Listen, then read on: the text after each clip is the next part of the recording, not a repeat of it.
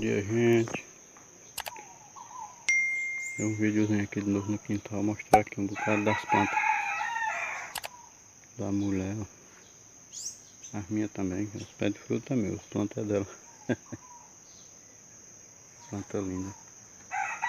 Não sei nem como é o nome dessa, acho que é vestido de noiva. Olha que linda. Olha essa aqui. Pé de limão. Essa aqui é vestido de noiva, é véu de noiva, eu não sei direito o nome.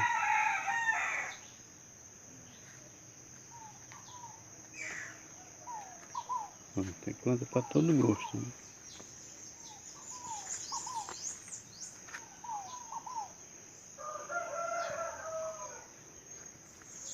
Olha, aquela largura da folha dessa. Olha só.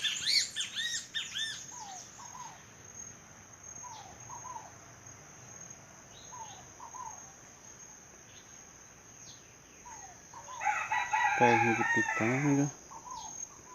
Meu pé de jambo. É que eu não sei o nome.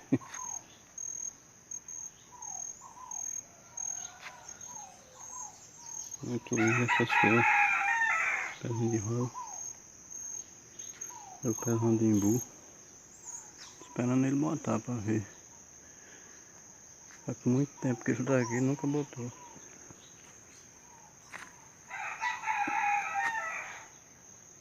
No quintal só o que tem é planta, né?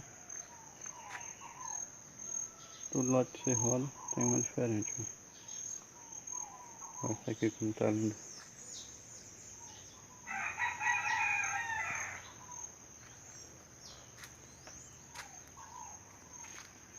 Aqui só o que tem.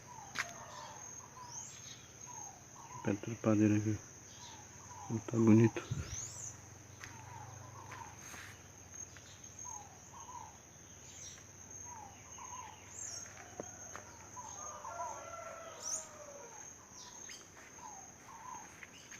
Aqui eu não sei nem o que é isso. Planta é essa?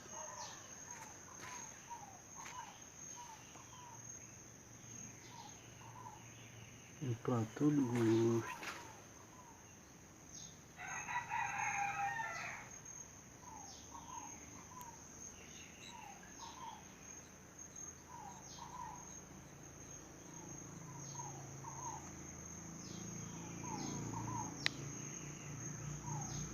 Isso aí, gente.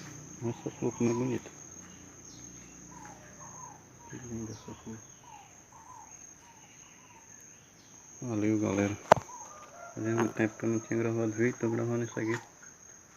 Mostrando um pouco do meu quintal. Tá sendo uma cara meio frio, mas uma febre que tá com os olhos queimando aqui.